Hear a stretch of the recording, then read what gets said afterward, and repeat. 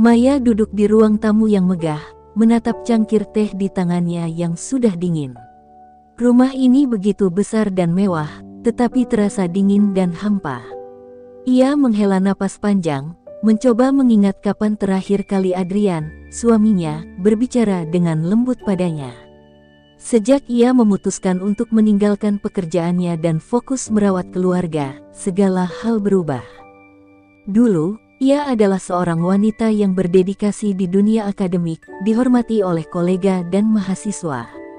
Namun, setelah menikah dan memiliki anak, ia memilih mundur, berpikir bahwa suami dan anak-anaknya adalah prioritas utama. Ia ingin membangun rumah tangga yang hangat, di mana anak-anak bisa tumbuh dengan kasih sayang yang utuh.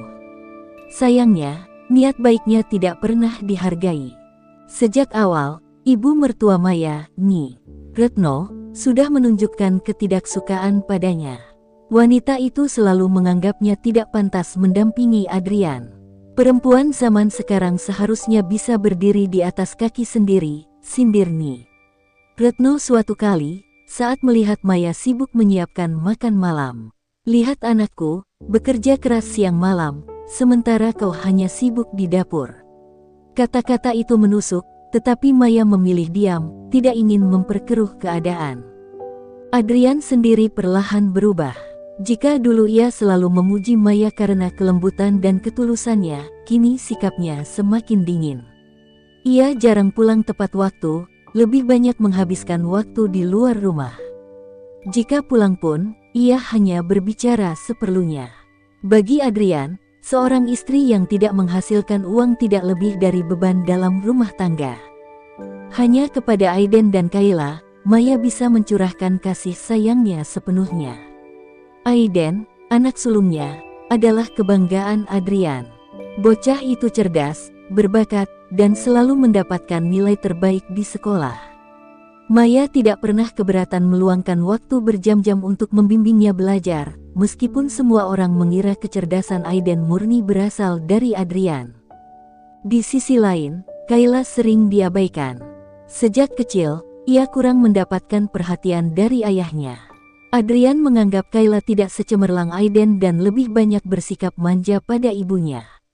Maya sering melihat tatapan kosong di mata putrinya setiap kali Adrian memuji Aiden tanpa sekalipun menyebut namanya. Namun, ia selalu berusaha menutupi luka itu dengan pelukan dan kata-kata penuh kasih. Setiap kali ada pertemuan keluarga, Maya harus menahan rasa malu saat ibu mertuanya membandingkannya dengan wanita lain. Lihat menantu Bu Sari, kariernya cemerlang, tetap bisa mengurus rumah tangga. Tidak seperti perempuan yang hanya bisa berdiam diri di rumah, kata Nyi Retno di hadapan banyak orang. Maya hanya tersenyum pahit, mencoba menyembunyikan perasaan terlukanya.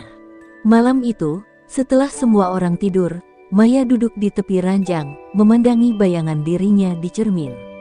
Wajah yang dulu bercahaya dengan impian dan harapan, kini tampak kusam dan penuh kelelahan. Ia bertanya-tanya, apakah keputusannya meninggalkan karir demi keluarga adalah sebuah kesalahan? Namun, saat Kayla terbangun dan berlari ke pelukannya, Maya kembali mengingat alasan utamanya bertahan. Meski dunia meremehkannya, meski suami dan mertuanya terus menganggapnya tidak berharga, ia tetap seorang ibu. Dan ia tidak akan membiarkan siapapun merenggut kebahagiaan anak-anaknya, terutama Kayla, yang hanya memiliki dirinya. Maya berdiri di ambang pintu kamar Aiden, memperhatikan anak sulungnya yang sibuk mengerjakan soal-soal matematika di meja belajar. Wajah bocah itu serius, matanya fokus pada buku yang terbuka lebar. Dengan lembut, ia melangkah masuk dan duduk di samping putranya. "Ada yang ingin Mama bantu?" tanyanya. Aiden menoleh sekilas, lalu menggeleng. "Aku bisa sendiri, Ma." Jawabannya terdengar dingin. Berbeda dari dulu ketika bocah itu selalu berlari kepadanya setiap kali menemui kesulitan. Hati Maya mencubit perih, tetapi ia hanya tersenyum. "Baiklah, kalau butuh bantuan, panggil Mama, ya," katanya sebelum berdiri dan melangkah keluar. Di seberang lorong, Kayla duduk di lantai dengan buku gambar di pangkuannya. Tangannya yang mungil menggenggam krayon, berusaha mewarnai dengan hati-hati. Saat melihat ibunya, wajah kecil itu langsung berbinar. "Mama, lihat, Kayla gambar keluarga kita." Maya berjongkok dan memperhatikan gambar putrinya. Ada 4 sosok di sana, seorang ibu yang tersenyum, seorang anak perempuan kecil yang menggenggam tangannya, seorang laki-laki yang berdiri agak jauh, dan seorang ayah yang membelakangi mereka. Maya menelan ludah. "Kenapa papa tidak menghadap ke kita, sayang?" tanyanya dengan suara selembut mungkin. Kayla menunduk, menggoreskan garis-garis kecil dengan krayonnya. "Papa tidak suka Kayla," gumamnya pelan, hampir seperti bisikan. Maya merasakan hatinya remuk. Ia ingin berkata bahwa itu tidak benar, bahwa Adrian mencintai putrinya, tetapi ia tidak bisa berbohong. Sudah terlalu lama ia menyaksikan suaminya mengabaikan Kayla, seolah keberadaan gadis kecil itu tidak berarti. Setiap kali Adrian pulang, ia hanya menanyakan kabar Aiden, memuji nilai-nilai sekolahnya, menanyakan perkembangan les privatnya. Tak sekalipun ia bertanya tentang Kayla. Di meja makan, ketimpangan itu semakin terlihat. "Aiden, bagaimana hasil ujianmu?" tanya Adrian sambil menyendokkan makanan ke piring putranya. Aiden tersenyum bangga. "Aku dapat nilai tertinggi lagi, Pa." Adrian mengangguk puas. "Bagus. Papa tahu kamu anak yang cerdas." Maya menoleh ke arah Kayla yang duduk diam, memainkan sendok di piringnya tanpa berani mengangkat wajah. Dengan lembut, ia bertanya, "Kayla, hari ini di sekolah belajar apa?" Kayla mengangkat kepalanya, wajahnya penuh harap. Kayla tadi menggambar dan guru bilang hasilnya bagus. Adrian hanya melirik sekilas, lalu kembali fokus pada Aiden. "Minggu depan papa akan mendaftarkanmu ke kursus tambahan. Kita harus pastikan kamu tetap unggul." Kayla menunduk lagi, matanya berkaca-kaca. Maya merasakan amarah membuncah di dadanya, tetapi ia menahannya. Jika ia protes, Adrian pasti akan menganggapnya berlebihan. Jadi, ia hanya meraih tangan putrinya di bawah meja, menggenggamnya erat sebagai bentuk dukungan. Setelah makan malam, Maya mencoba berbicara dengan suaminya di kamar. "Adrian, aku rasa kita harus lebih perhatian pada Kayla. Dia butuh kasih sayang kita juga." Adrian mendesah, tampak tidak tertarik.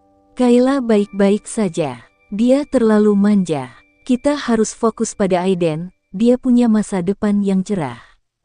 Maya menatap suaminya, tidak percaya dengan apa yang baru didengarnya. "Dia anak kita juga, Adrian. Dia butuh perhatianmu." Pria itu hanya mengangkat bahu. "Tidak semua anak bisa jenius. Kayla akan tumbuh seperti kamu, biasa saja. Tapi Aiden, dia bisa menjadi seseorang yang hebat." Air mata Maya menggenang, tetapi ia menolaknya jatuh. Malam itu, ia duduk di samping tempat tidur Kayla, mengusap rambut putrinya yang telah tertidur. Ia bersumpah, meskipun dunia menolak anak perempuannya, ia akan menjadi benteng yang melindunginya. Pagi itu, rumah masih diselimuti keheningan saat Maya sibuk menyiapkan sarapan. Tangannya cekatan mengoleskan mentega ke roti panggang, sementara matanya sesekali melirik ke arah tangga, menunggu siapa yang akan turun lebih dulu. Tak lama, suara langkah kaki terdengar, dan seperti biasa, Aiden adalah yang pertama muncul. "Selamat pagi, sayang," sapa Maya lembut, menyodorkan segelas susu ke hadapan putranya. Aiden mengangguk kecil, tetapi perhatiannya lebih tertuju pada ponsel di tangannya. Maya tidak ingin memaksanya berbicara, jadi ia membiarkan bocah itu larut dalam dunianya sendiri. Tak lama, Adrian muncul, mengenakan jas rapi dan menyesap kopi tanpa mengucapkan sepatah kata pun. Tatapannya kosong, seolah kehadiran Maya di meja makan tidak berarti apa-apa. "Nih," Retno menyusul, duduk di samping menantunya dengan ekspresi sinis. "Maya, kau tidak perlu repot-repot membuat sarapan. Aku sudah bilang, kita bisa menyuruh pembantu." Maya tersenyum kecil, mencoba meredam perasaan tidak nyaman yang sudah biasa ia rasakan. "Aku hanya ingin memastikan keluarga mendapatkan makanan sehat, Bu." "Nih," Retno mendecakkan lidah. Lucu sekali kau berbicara soal keluarga. Lihatlah dirimu, hanya diam di rumah tanpa kontribusi apapun. Seorang istri yang baik harus bisa membantu suami, bukan hanya menjadi beban. Maya merasakan dadanya sesak, tetapi ia menahan diri. Ia tidak ingin bertengkar di hadapan anak-anak. Namun, Adrian justru menambahkan minyak ke dalam api. Ibu benar, kau hanya menghabiskan waktumu tanpa hasil. Setidaknya kalau kau bekerja, aku tidak harus menanggung segalanya sendiri. Matanya menatap suaminya, berusaha mencari sedikit saja kasih sayang yang dulu pernah ada. Aku mengurus rumah, anak-anak, memastikan segalanya berjalan baik. Itu bukan hal yang mudah. Nih, Retno tertawa sinis. Urusan rumah bisa ditangani pembantu. Urusan anak, lihat Aiden, dia cerdas karena darah Adrian, bukan karena asuhanmu. Sementara Kayla, anak perempuan itu hanya cerminan ibunya. Lemah dan tidak berguna. Kayla yang baru saja turun dari tangga berhenti di tengah langkahnya. Mata kecilnya yang jernih langsung berkabut mendengar kalimat itu. Tanpa bersuara, ia berbalik dan berlari kembali ke kamarnya. Maya ingin mengejar, tetapi Retno kembali membuka mulutnya. Lihat, bahkan anakmu sendiri tidak punya keberanian. Kau gagal sebagai istri, dan juga sebagai ibu. Saat itu, sesuatu dalam diri Maya seolah runtuh. Bertahun-tahun ia menahan semua hinaan, berpikir bahwa selama ia tetap sabar, semuanya akan membaik. Namun, kenyataan berkata lain. Mereka tidak akan pernah melihatnya sebagai bagian dari keluarga, tidak peduli seberapa keras ia berusaha. Air mata yang ditahannya sejak tadi akhirnya jatuh. Tapi bukan karena lemah, melainkan karena luka yang semakin dalam. Luka yang akan mengubah segalanya. Malam itu, Maya duduk termenung di kamar Kayla, mengusap lembut rambut putrinya yang tertidur dengan mata sembab. Gadis kecil itu menangis sepanjang hari, merasa dirinya tidak diinginkan di rumah ini. Maya merasa marah, bukan hanya kepada Adrian dan Retno, tetapi juga pada dirinya sendiri yang terlalu lama bertahan dalam perlakuan ini. Ketika ia hendak bangkit, suara ponsel Adrian berdering di meja rias. Maya melirik sekilas, nama yang muncul di layar membuatnya terdiam, Nina.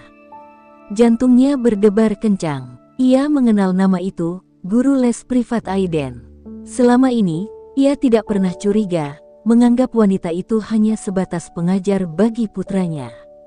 Namun, firasatnya berkata lain. Dengan tangan gemetar, Maya meraih ponsel itu dan membaca isi pesan yang masuk. Aku rindu, sayang. Kapan kita bisa bertemu lagi tanpa gangguan? Dunia Maya seketika runtuh. Tubuhnya membeku, dadanya sesak. Mata yang masih berlinang air mata kini dipenuhi kepedihan yang lebih dalam. Dengan tangan gemetar, ia menggulir percakapan mereka, membaca satu persatu pesan mesra yang dikirimkan Adrian pada wanita itu. Tidak ada lagi keraguan, suaminya berselingkuh. Langkah berat terdengar dari arah pintu. Maya buru-buru meletakkan ponsel di tempatnya, berusaha menenangkan diri saat Adrian masuk dengan wajah lelah. "Kenapa kau masih di sini?" tanyanya datar, seolah keberadaan Maya tidak lagi berarti. Maya menatap suaminya dengan mata yang kini penuh luka. "Sejak kapan kau mengkhianatiku, Adrian?" Pria itu tertegun sesaat, tetapi dengan cepat kembali bersikap tenang. "Apa maksudmu?" Maya mengangkat ponsel yang baru saja ia baca. "Jangan berpura-pura, aku sudah membaca semuanya." Wajah Adrian berubah, bukan karena rasa bersalah, tetapi karena rahasianya terbongkar. Ia menghela napas panjang, lalu menyandarkan tubuh ke dinding. "Kau seharusnya tidak membaca sesuatu yang bukan urusanmu." Maya terperanjat. "Bukan urusanku. Aku ini istrimu, Adrian. Aku yang mengorbankan segalanya demi keluarga ini, demi anak-anak kita. Dan kau tega mengkhianati aku dengan..." Suaranya tercekat, tangisnya hampir pecah. Adrian menatapnya dengan ekspresi datar. "Kau pikir aku butuh istri yang hanya bisa mengurus rumah? Lihat dirimu, Maya. Kau tidak punya karir, tidak punya kebanggaan. Aku butuh seseorang yang bisa mengimbangiku, bukan hanya wanita yang bersembunyi di balik dapur. Dada Maya terasa sesak. Setiap kata yang keluar dari mulut suaminya seperti belati yang menusuk hatinya berulang kali. Jadi selama ini aku hanya beban bagimu. Adrian tidak menjawab, tetapi diamnya sudah cukup sebagai jawaban. Maya menatap pria yang dulu pernah dicintainya itu dengan getir. Ia tidak lagi melihat sosok yang dulu berjanji untuk selalu melindungi dan mencintainya. Yang berdiri di depannya kini hanyalah seorang pria yang tega mengkhianati istri yang telah menyerahkan segalanya demi keluarga. Saat itu, Maya tahu, semuanya sudah berakhir. Pagi yang dingin terasa semakin menusuk saat Maya berdiri di ruang tamu, berhadapan dengan Adrian yang menatapnya dengan ekspresi tanpa penyesalan. Di sampingnya, Retno berdiri dengan tangan terlipat di dada, seolah menantikan kehancuran Maya dengan puas. Aku ingin kita bercerai. Adrian mengucapkannya begitu mudah, seakan pernikahan mereka selama belasan tahun tidak pernah berarti. Dada Maya bergemuruh hebat, tetapi ia berusaha menahan gemuruh emosinya. Kau tega melakukan ini hanya demi wanita lain. Suaranya bergetar, tetapi tatapannya tegar. Adrian mendesah pelan, seolah lelah menghadapi Maya. Ini bukan hanya tentang Nina. Kau sendiri tahu, Maya, kita sudah tidak cocok sejak lama. Aku ingin hidup dengan seseorang yang bisa mendukungku, bukan hanya bergantung padaku. Retno menyela dengan nada penuh kepuasan. Kau seharusnya sadar diri, Maya. Dari awal kau memang tidak pantas untuk Adrian. Wanita sepertimu hanya cocok menjadi ibu rumah tangga biasa, bukan pendamping pria sukses. Maya mengepalkan tangannya di sisi tubuh, mencoba menahan kepedihan yang terus menghantam. Ia ingin membalas, ingin berteriak, tetapi ia tahu itu tidak akan mengubah apapun. Apa kau sudah memikirkan anak-anak? Tanyanya lirih, suaranya penuh harap terakhir. Adrian mendengus. Aiden akan tetap bersamaku. Aku akan memberinya kehidupan terbaik. Kau boleh membawa Kayla, toh aku tidak pernah benar-benar menginginkannya. Dunia Maya runtuh seketika. Mata Kayla yang mengintip dari balik tangga membelalak, bibir mungilnya bergetar menahan isak. Gadis kecil itu tahu ia tidak diinginkan, tetapi mendengar ayahnya sendiri mengucapkannya tetaplah menyakitkan. Maya berbalik, berlari menuju Kayla dan memeluknya erat. Tidak apa-apa, sayang. Mama ada di sini, bisiknya dengan suara bergetar. Retno berjalan mendekat, matanya penuh penghinaan. Ambil saja anak itu dan pergilah dari rumah ini. Kau tidak berhak tinggal di sini lebih lama. Maya menegakkan tubuhnya, menatap ibu mertuanya dengan air mata yang mulai mengering. Perlahan, ia mengangguk. Jika rumah ini sudah tidak lagi menjadi tempatnya, maka ia tidak akan memohon. Dengan tangan yang masih menggenggam erat putrinya, Maya berjalan menuju pintu tanpa membawa apapun selain keberanian dan tekadnya. Ketika ia melewati Aiden, putranya hanya diam, wajahnya datar tanpa emosi. Aiden, Maya mencoba memanggilnya dengan suara penuh harapan. Namun, bocah itu hanya meliriknya sebentar sebelum kembali menunduk. Hatinya telah dipenuhi oleh kebanggaan pada ayahnya, tanpa menyisakan ruang untuk ibunya. Tanpa berkata apa-apa lagi, Maya melangkah keluar. Hujan turun perlahan, membasahi tubuhnya, tetapi ia tidak peduli. Di belakangnya, rumah yang dulu ia perjuangkan kini bukan lagi tempatnya. Dan di depannya, dunia yang keras menantinya, tetapi ia bersumpah, ia tidak akan menyerah. Maya berdiri di depan sebuah apartemen kecil yang dulu pernah ia tinggali sebelum menikah dengan Adrian. Tangannya menggenggam erat jemari Kayla yang masih terisak. Gadis kecil itu belum benar-benar mengerti mengapa hidup mereka tiba-tiba berubah, tetapi ia tahu satu hal, ibunya adalah satu-satunya tempatnya bergantung.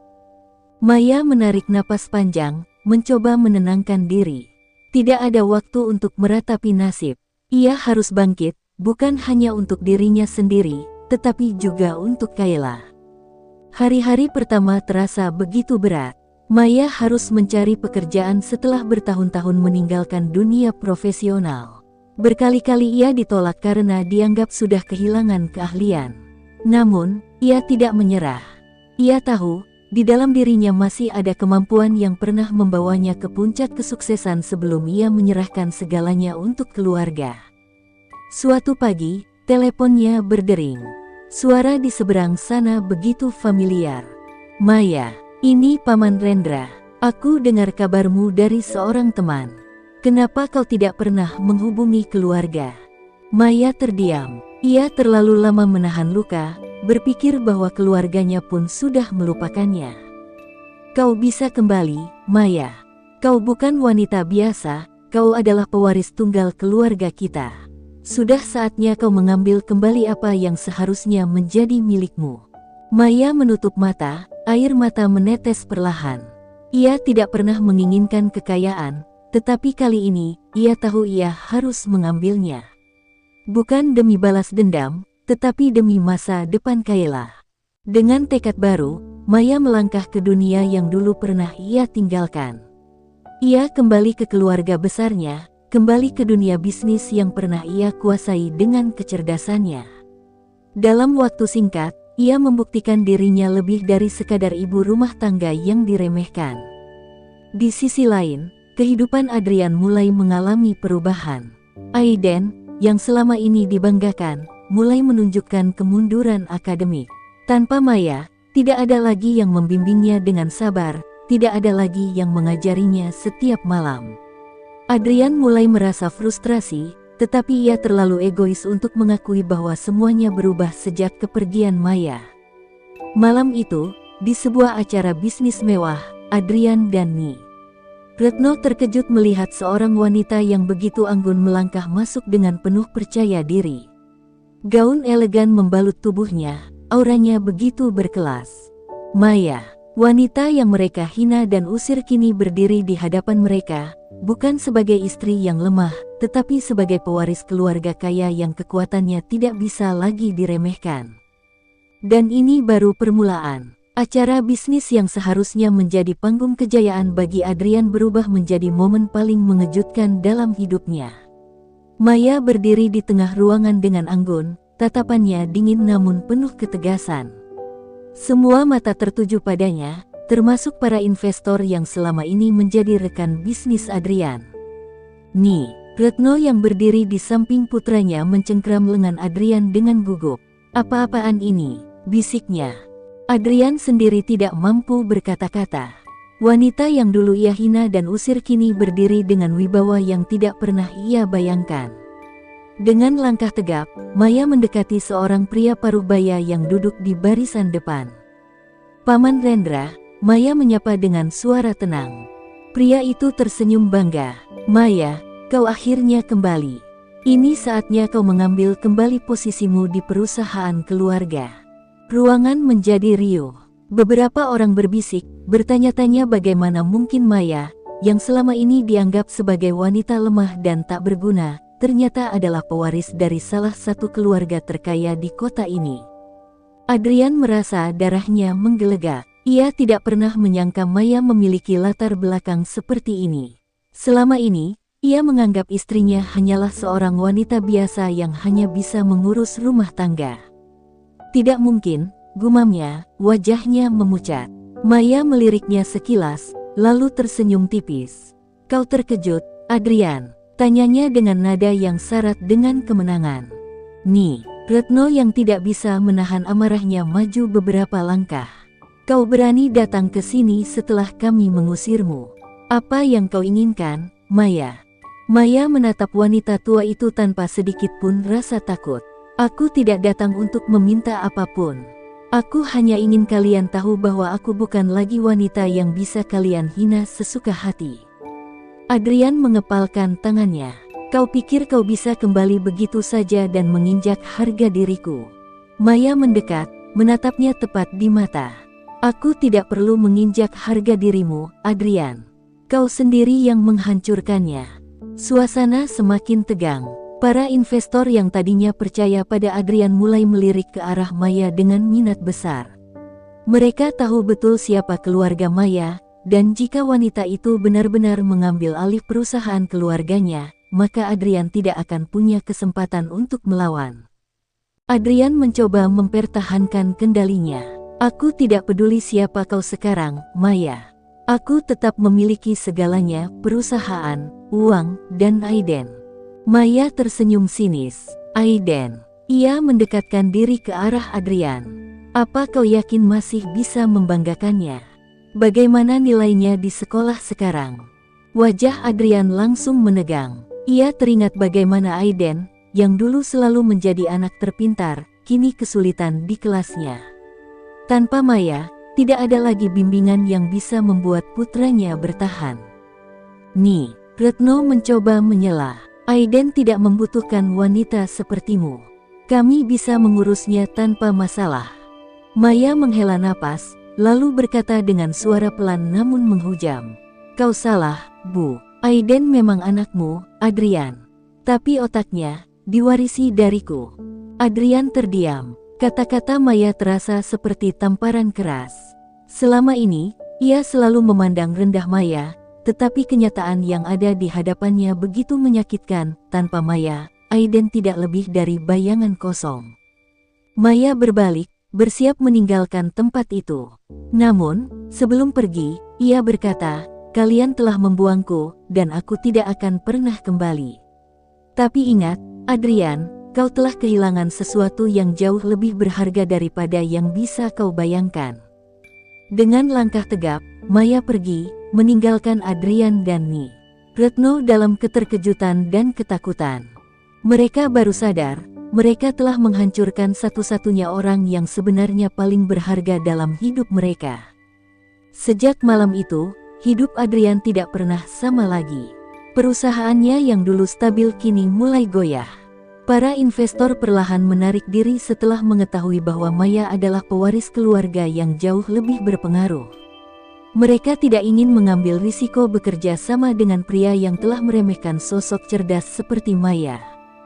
Di rumah, kondisi Aiden semakin buruk.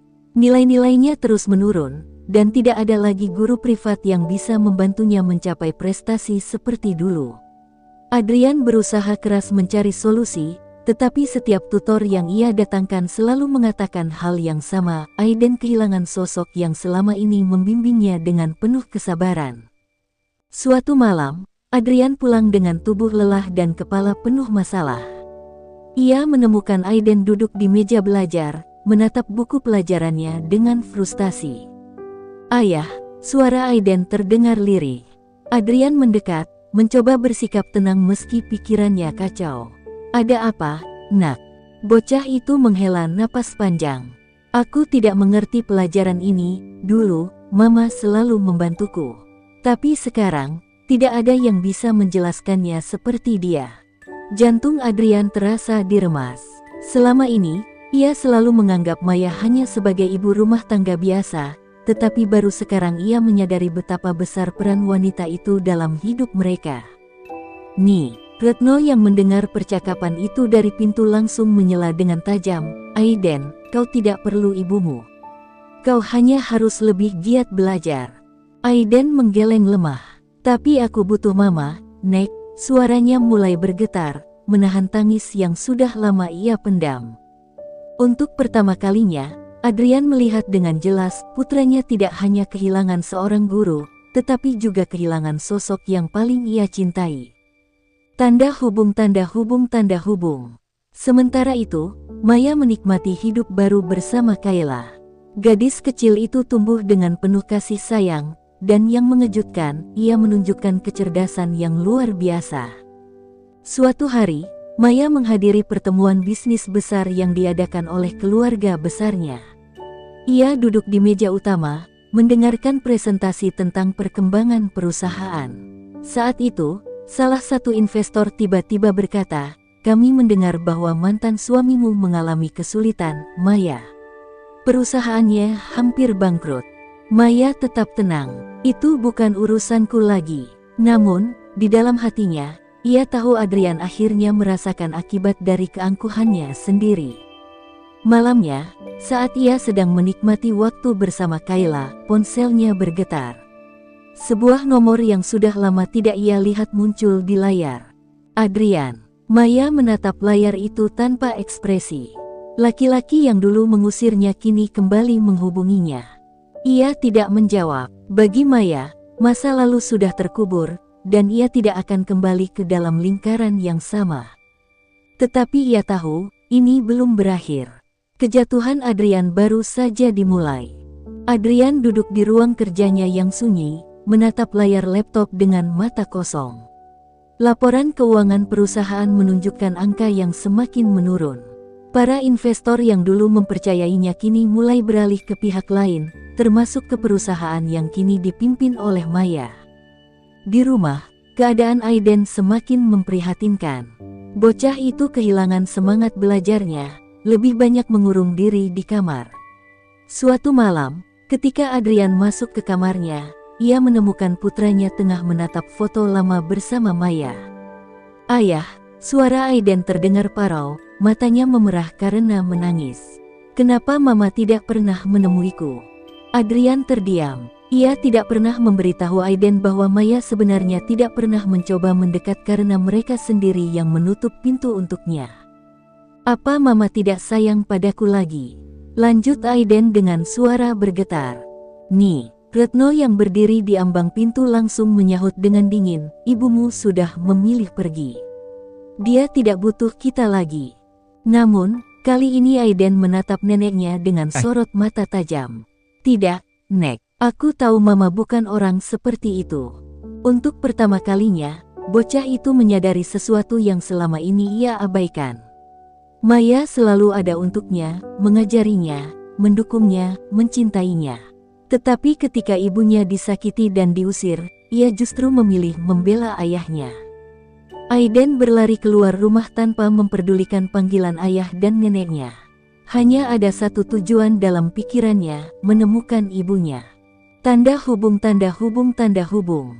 Sementara itu, Maya tengah bersiap menghadiri sebuah acara amal yang diadakan oleh perusahaan keluarganya. Ia mengenakan gaun elegan, tampak lebih berwibawa dari sebelumnya. Kayla berdiri di sampingnya, menggenggam tangannya dengan erat. "Ibu, aku ingin bertemu Kak Aiden." Suara gadis kecil itu terdengar polos, tetapi penuh harapan. Maya mengusap kepala putrinya. "Suatu saat, sayang, jika dia benar-benar menginginkan itu, dia pasti akan datang sendiri." Dan tepat saat ia mengucapkan kata-kata itu, seorang bocah berlari memasuki aula, napasnya tersengal. "Mama." Maya membeku. Ia mengenali suara itu. Aiden berdiri di tengah ruangan, matanya dipenuhi air mata. Orang-orang di sekitar mereka terkejut melihat anak laki-laki itu tiba-tiba muncul di acara resmi. Tanpa menunggu lebih lama, Aiden berlari ke arah ibunya, lalu memeluknya erat. "Maaf, Mama, aku salah. Aku merindukanmu." Maya menahan air matanya. Ia membalas pelukan putranya dengan erat, seolah tidak ingin melepaskannya lagi. Di sudut ruangan, Adrian berdiri dengan wajah yang sulit dibaca. Untuk pertama kalinya, ia melihat betapa besar kasih sayang yang dimiliki Maya untuk anak-anaknya. Dan untuk pertama kalinya, ia sadar ia telah kehilangan sesuatu yang jauh lebih berharga dari sekadar harta dan kekuasaan. Tetapi pengakuan itu datang terlambat. Maya sudah bukan wanita yang bisa ia kendalikan lagi. Aiden masih memeluk Maya erat, seolah takut jika ia melepaskannya, ibunya akan menghilang lagi. Tubuhnya bergetar, air matanya membasahi bahu Maya. "Maafkan aku, Ma. Aku seharusnya tidak meninggalkanmu dulu. Aku ingin kembali bersamamu. Aku ingin kita seperti dulu lagi." Maya menahan sesak di dadanya. Tangannya membelai rambut Aiden dengan lembut, mencoba menenangkan bocah yang selama ini telah disesatkan oleh kebencian dan kebohongan ayah serta neneknya. "Mama selalu ada untukmu, sayang. Mama tidak pernah berhenti menyayangimu." Dari kejauhan, Adrian menyaksikan pemandangan itu dengan dada bergemuruh. Ada rasa sakit yang menyerangnya saat melihat putranya memohon untuk kembali ke pelukan wanita yang selama ini ia remehkan. "Nih." Retno yang berdiri di sampingnya tampak tak percaya dengan apa yang terjadi. "Aiden, Ayo pulang sekarang juga, perintah Nyi Retno dengan suara tajam. Namun, untuk pertama kalinya, Aiden tidak menggubris. Ia justru semakin mempererat pelukannya pada Maya. Aku tidak mau pulang. Aku mau tinggal dengan Mama dan Kayla. Nyi Retno membelalak marah, tetapi sebelum ia bisa berkata lebih jauh, Maya mengangkat wajahnya dan menatap wanita tua itu dengan tatapan tajam. Sudah cukup, Bu. Aiden bukan barang yang bisa kalian tentukan tempatnya sesuka hati. Dia punya hak untuk memilih. Adrian melangkah maju, mencoba menengahi, meski hatinya sendiri dipenuhi kepanikan. Maya, aku tahu aku telah berbuat banyak kesalahan. Aku telah menyakitimu, mengusirmu, dan tidak menghargaimu. Tapi tolong, beri aku kesempatan untuk memperbaikinya. Maya tersenyum tipis, namun bukan senyum penuh kelembutan seperti dulu. Kali ini, ada ketegasan dalam sorot matanya. Kesempatan. Adrian, aku telah memberimu bertahun-tahun untuk menghargai keberadaanku, tapi yang kau lakukan hanyalah merendahkanku. Aku bertahan karena cinta dan pengorbananku untuk keluarga kita. Tapi ketika kau memilih mengkhianati semua itu, kau juga telah menghancurkan kesempatanmu sendiri. Adrian tercekat. Ia ingin membantah, ingin memohon, tetapi hatinya tahu, Maya benar. Suasana hening beberapa saat sebelum suara kecil Kayla memecah kesunyian. Ibu, Kak Aiden akan tinggal bersama kita, kan? Maya menatap putranya, lalu mengusap pipinya dengan lembut. Itu semua tergantung pada Aiden. Jika dia ingin bersamaku, maka aku akan menerimanya dengan tangan terbuka. Aiden menatap ibunya dengan mata penuh keyakinan. Aku ingin tinggal dengan Mama. Nyi Retno melangkah maju dengan marah. Tidak, kau anak Adrian. Kau harus tetap tinggal bersamanya. Namun, sebelum ia bisa menarik tangan Aiden, bocah itu mundur dan menatap neneknya dengan mata penuh keberanian yang belum pernah terlihat sebelumnya. Selama ini aku selalu menurut pada ayah dan nenek, tapi sekarang aku tahu aku salah. Aku ingin bersama Mama dan Kayla. Adrian menunduk, menerima kekalahan yang pahit. Ia tahu bahwa tidak ada lagi yang bisa ia lakukan. Aiden telah memilih. Tanpa melihat ke belakang lagi, Maya menggandeng kedua anaknya dan berjalan pergi meninggalkan Adrian dan Nyi Retno dalam kehancuran. Saat mereka keluar dari gedung, sebuah mobil mewah sudah menunggu. Seorang pria berdiri di samping mobil dengan senyum hangat. Dialah sosok yang selama ini berada di sisi Maya, pria miliarder yang mencintainya dengan tulus. Semua baik-baik saja? Tanyanya lembut. Maya tersenyum dan mengangguk. Aiden sudah kembali. Pria itu menatap bocah tersebut dan mengulurkan tangannya. Selamat datang, Aiden. Aku harap kita bisa menjadi keluarga yang baik. Aiden menatap pria itu sejenak, lalu tersenyum kecil. Terima kasih sudah menjaga Mama dan Kayla. Mereka masuk ke dalam mobil dan pergi, meninggalkan masa lalu yang penuh luka. Sementara itu, Adrian berdiri diam di depan gedung, menatap kosong ke arah jalan yang mulai lengang. Ia telah kehilangan segalanya, istri yang setia, anak-anak yang mencintainya, dan harga dirinya sendiri.